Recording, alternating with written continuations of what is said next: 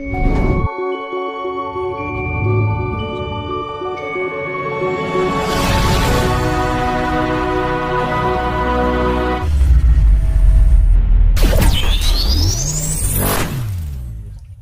inilah yang membawa kita, roh kita untuk mengingat dalam bentuk Wijenana Maya Kosa, sebuah wisdom di dalam diri kita untuk kita kembali menikmati apa yang sudah kita lakukan. Itu surga. Kalau di dalam ajaran yoga sebutnya itu adalah surga ciuta, neraka ciuta. Surga ciuta itu artinya orang yang lahir dari alam surga.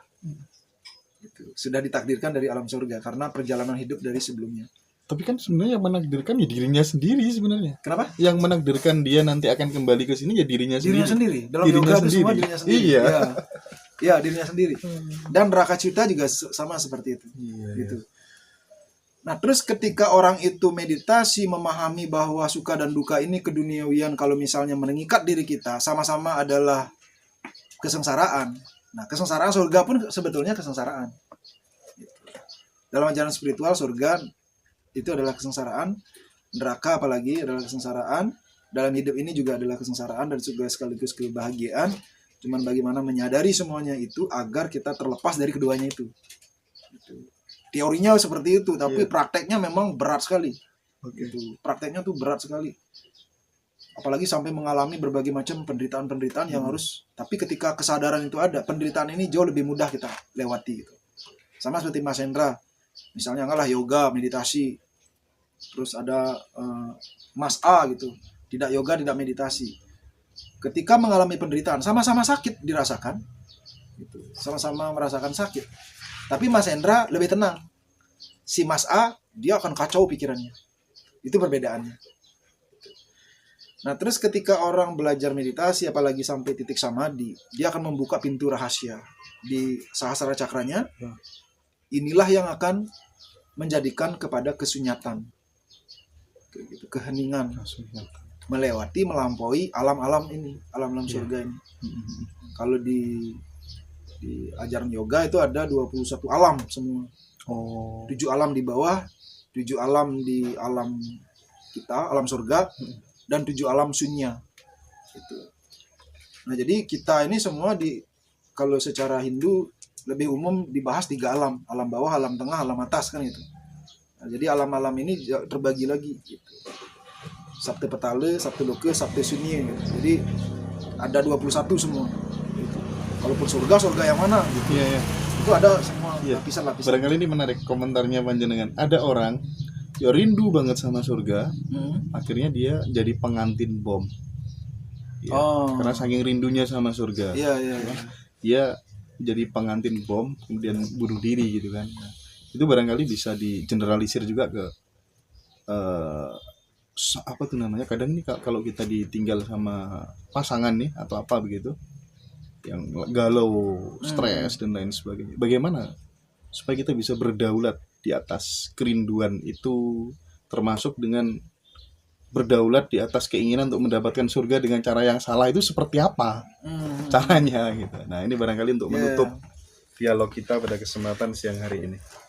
Mungkin hidup ini kan hanya setitik debu sebetulnya. Ya, kalau dibandingkan dengan perjalanan semesta raya ini. Apalagi ngomongin Tuhan ya, Tuhan yang tak terbatas, yang maha. Jadi kita berumur 90 tahun, anggaplah 90 tahun umur kita. Itu sebetulnya hanyalah setitik debu dari perjalanan jiwa kita yang sekian ratus ribu berarti kali. Hidup terus kan ini berarti kan? Nggak pernah mati. Nggak ada mati kan? Nggak ada mati kan? Kita abadi. Nggak pernah mati. Yang kita anggap bahwa kita rindu surga, yang rindu itu siapa kan gitu. Jangan-jangan cuma nafsu kita aja, ego kita, cara berpikir kita yang salah gitu. Ketika menikah dengan bom yang mati, bukan justru mencapai surga, itu justru mencapai tujuan neraka yang tadi itu. Gitu. Dan jauh lebih ke keran neraka untuk menjadi manusia yang sama seperti dirinya yang membunuh dirinya sendiri. Itu prosesnya bisa ratusan ribu kali kelahiran lagi, gitu. Dan betapa menderitanya. Gitu. Termasuk kita ngadapin permasalahan hidup saat ini.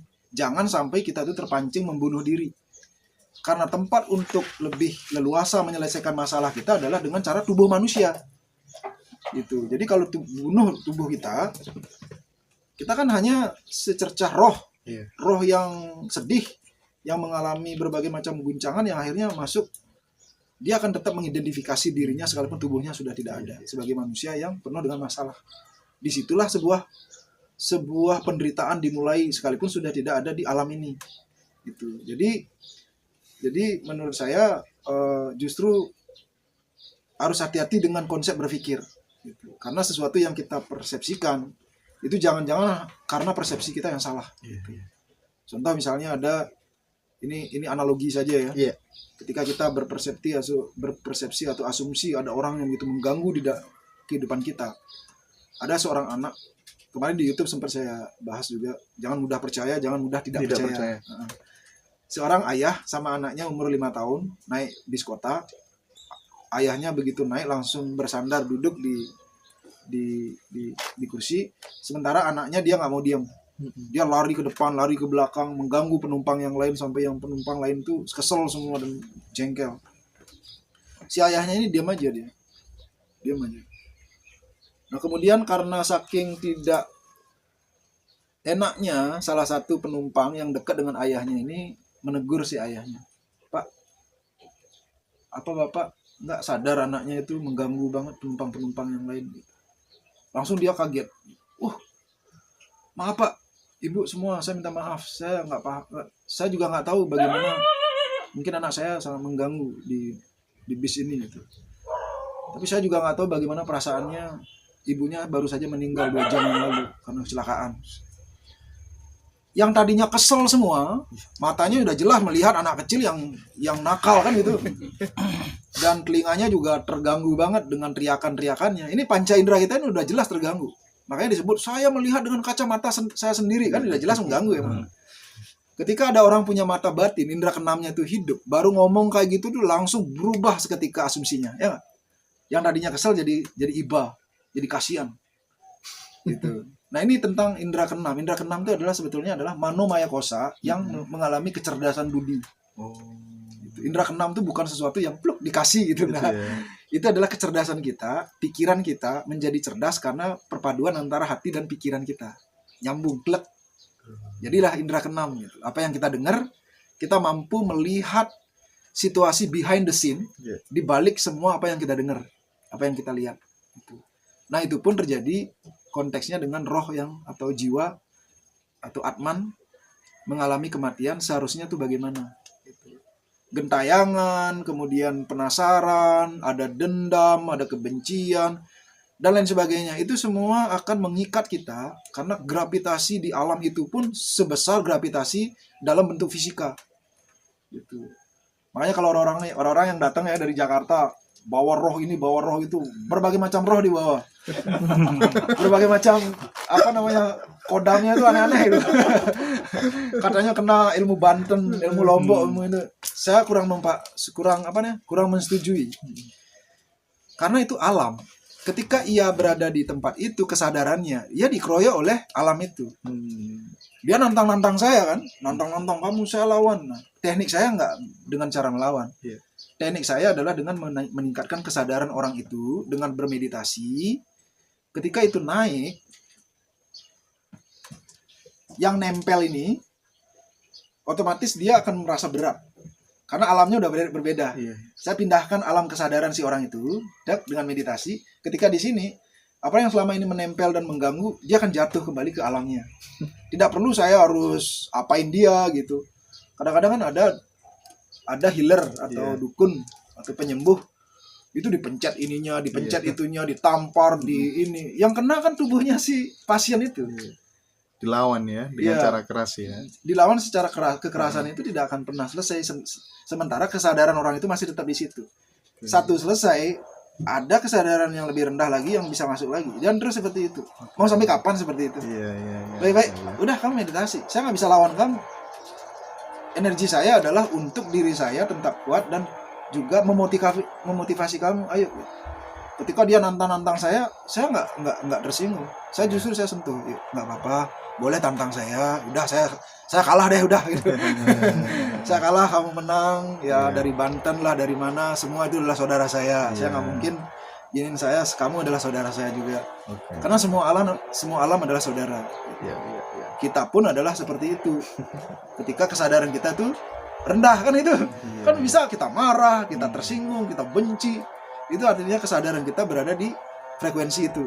Ketika kita mulai bermeditasi, melepaskan semua endapan-endapan itu, kita akan mencapai kesadaran yang lebih mulia. Nah, disitulah perspektif kita tuh langsung berubah gitu. Gitu. Nah, jadi kurang lebih seperti itu hubungannya dengan jiwa dan roh. Jadi kalau terkait puisinya Chairil Anwar kan dia katanya pengen hidup 1000 tahun lagi. Itu kita saya kira kok kurang tepat karena jatah manusia itu abadi seperti yang Begawan sampaikan tadi kan ya. Oke, jadi motivasi kita datang ke sini tak lain dan tak bukan ingin mentransformasikan pemikiran-pemikiran hebatnya Begawan. Mudah-mudahan ini membawa manfaat bagi teman-teman semuanya. Saya selaku admin sangat merekomendasikan teman-teman semuanya yang pengen belajar meditasi pengen belajar meditasi di sini nanti dipandu oleh Sri Bhagawan Sri Prada Bhaskara ya. Tadi udah kita jelaskan semuanya dengan sangat detail. Mudah-mudahan ini membawa arti, manfaat, dan guna untuk kita semua. Saya mengucapkan terima kasih kepada Begawan sudah diterima dengan sangat baik. Mohon maaf apabila ada salah kata. Mudah-mudahan panjenengan sehat selalu. Om Swastiastu, Rahayu, Rahayu, Rahayu. Mungkin saya ada kata-kata terakhir monggo. Kata-kata terakhir sebelum kayak apa aja. Saya ucapkan terima kasih dan kagum dan jempol yang penuh kebanggaan untuk channel YouTube Ngaji Roso. Dari auranya bukan hunting konten, tapi hunting ilmu pengetahuan dan luar biasa, memang dalam sekali. Saya ditelanjangin habis-habisan. Saya ditelanjangin, jadi memang bukan nafsu fisikal, bisa dirasakan ya. Tapi ini betul-betul adalah dorongan jiwa untuk mendapatkan ilmu pengetahuan kehidupan. Jadi saya juga sangat bahagia sekali ada satu interaksi antar jiwa sehingga merasa semakin kaya, semakin berbagi, semakin membahagiakan. Dan begitu juga untuk pemirsa juga di rumah semua, terutama tim dari Ngaji Roso. Kalau ada kata-kata yang kurang berkenan, ada kata-kata yang tidak cocok, tidak pantas, semua itu hanya kelemahan saya, tidak pernah bermaksud untuk menyakiti, menyinggung perasaan, mohon dimaafkan. Dan untuk selanjutnya boleh silakan diikuti di Pasraman Bali Healing Spirit. Ya, di sana kami berbagi tentang pengalaman hidup seperti itu. Susma, Mas Hendra dan tim. Assalamualaikum warahmatullahi wabarakatuh. Om Santi, Santi, Santi Om.